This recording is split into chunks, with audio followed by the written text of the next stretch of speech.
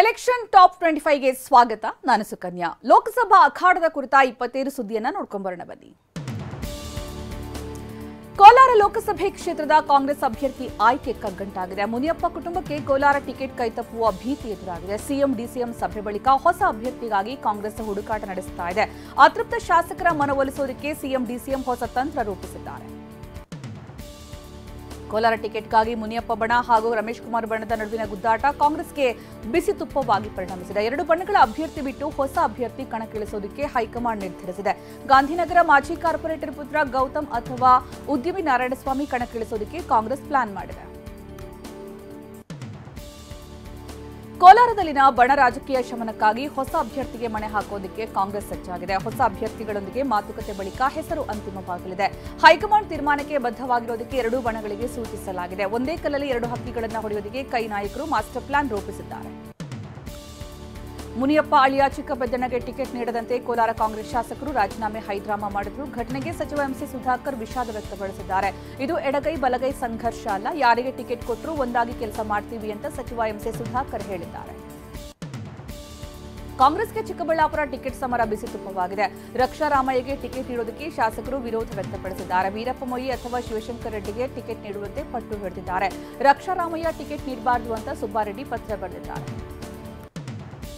ರಕ್ಷಾ ರಾಮಯ್ಯಗೆ ticket ನೀಡದಂತೆ ಶಾಸಕ ಸುಬ್ಬಾರೆಡ್ಡಿ ಪತ್ರ ಬರೆದಿದ್ದಾರೆ. ಯೂತ್ ಕಾಂಗ್ರೆಸ್ ಗೆಲ್ಲೋದಕ್ಕೆ ಆಗೋದವರನ್ನ ಕಳಿಸೋದು ಯಾಕೆ? ಶಾಸಕರ ಅಭಿಪ್ರಾಯ ಪಡೆದೇ ಟಿಕೆಟ್ ಘೋಷಣೆ ಸರಿಯಲ್ಲ. ಏಕಪಕ್ಷೀಯವಾಗಿ ರಕ್ಷಾ ರಾಮಯ್ಯ ಆಯ್ಕೆ ಆಗ್ತಿದೆ ಅಂತ ಕಿಡಿಕಾರಿದ್ದಾರೆ.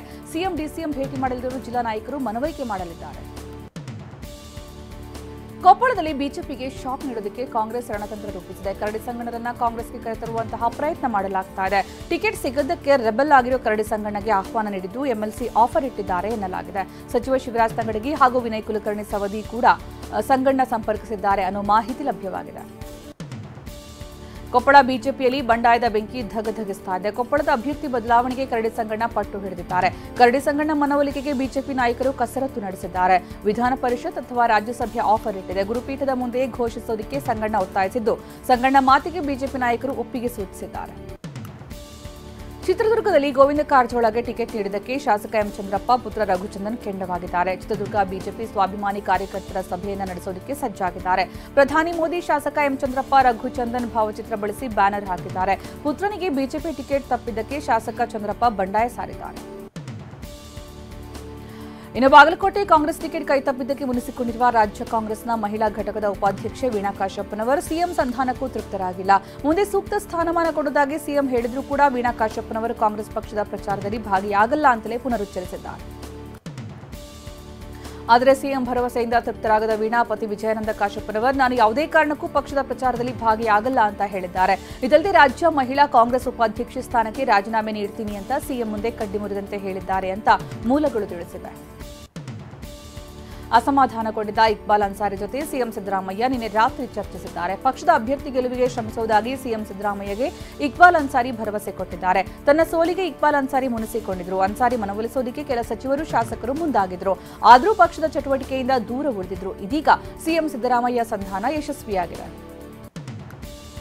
ಇತ್ತ ರಾಯಚೂರಿನ ಬಿಜೆಪಿಯಲ್ಲಿ ಬಿವಿ ನಾಯಕ್ ಬಂಡಾಯ ಶಮನಕ್ಕೆ ಪ್ರಮುಖರು ದೌಡಾಯಿಸಿದ್ದಾರೆ. ಟಿಕೆಟ್ ಕೈತಪ್ಪಿದ್ದಕ್ಕೆ ಬಿವಿ ನಾಯಕ್ ಬೆಂಬಲಿಗರು ಆತ್ಮಹತ್ಯೆಗೆ ಯತ್ನಿಸಿದ್ರು. ಹೀಗಾಗಿ ನಿನ್ನೆ ಬಿಜೆಪಿ ಶಾಸಕ ಹಾಗೂ ಬಿಜೆಪಿ ಮುಖ್ಯ ಸಚೇತಕ ದೊಡ್ಡನಗೌಡ ಪಾಟೀಲ್ ಮಾನ್ವಿ ಪಟ್ಟಣಕ್ಕೆ ಭೇಟಿ ಕೊಟ್ಟು ಸಭೆ ನಡೆಸಿದರು.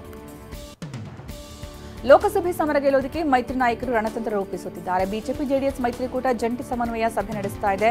ಎಚ್ಡಿಕೆ ವಿಜೇಂದ್ರ ನೇತೃತ್ವದಲ್ಲಿ ಬೆಂಗಳೂರಿನ ರಾಡಿಸನ್ ಬ್ಲೂ ಹೋಟೆಲ್ನಲ್ಲಿ ಸಭೆ ನಡೆಸಿ ಗೆಲುವಿನ ಸ್ಟ್ರಾಟಜಿ ಹೆಣೆಯಲಿದ್ದಾರೆ.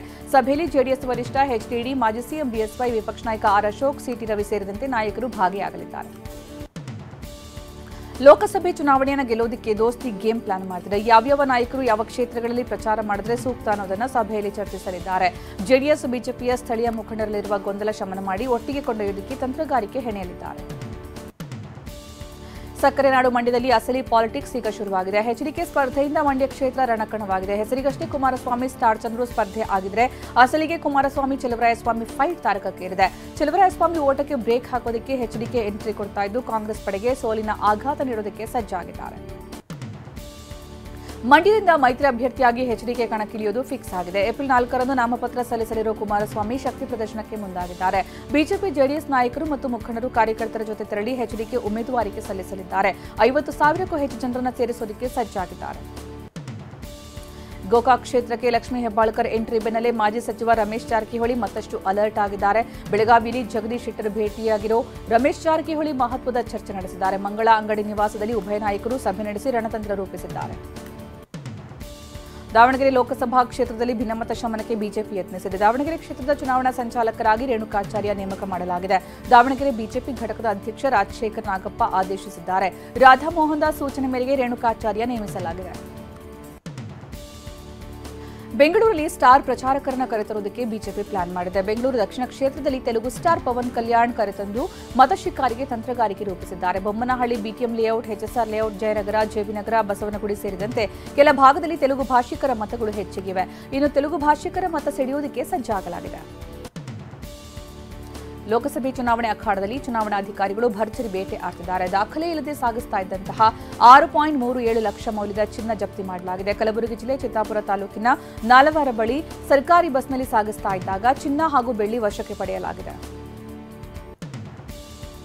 ಬೆಂಗಳೂರು ಗ್ರಾಮಾಂತರ ಜಿಲ್ಲೆಯ ದೊಡ್ಡಬಳ್ಳಾಪುರದಲ್ಲಿ ದಾಖಲೆ ಇಲ್ಲದೆ ಸಾಗಿಸ್ತಾ ಇದ್ದ 2 ಲಕ್ಷ ನಗದು ವಶಕ್ಕೆ ಪಡೆಯಲಾಗಿದೆ. ಹುಲಿಕುಂಟೆ ಚೆಕ್ಪೋಸ್ಟ್ನಲ್ಲಿ 2 ಲಕ್ಷ ನಗದು ಸೀಸ್ ಮಾಡಲಾಗಿದೆ. ಕಿರಣ್ ಎಂಬುವರು ಕಾರಲ್ಲಿ 2 ಲಕ್ಷ ರೂಪಾಯಿ ಸಾಗಿಸ್ತಾ ಇದ್ದರು. ದೊಡ್ಡಬೆಳವಂಗಲ ಠಾಣಾ ವ್ಯಾಪ್ತಿಯಲ್ಲಿ ನಡೆದಂತಹ ಕೇಸ್ ಇದಾಗಿದೆ.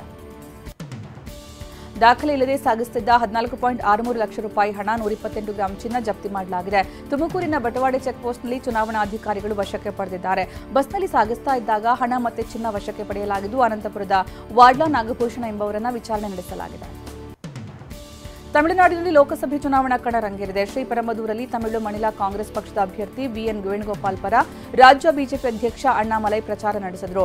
ಡಿಎಂಕೆ ಪಕ್ಷ 295 ಭರವಸೆಗಳನ್ನು ನೀಡಿತ್ತು. ಆದರೆ 20 ಭರವಸೆ ಮಾತ್ರ ಈಡೇರಿಸಿದ್ದಾರೆ ಅಂತ ಅಣ್ಣಾಮಲೈ ಆಕ್ರೋಶ ಹೊರಹಾಕಿದ್ದಾರೆ.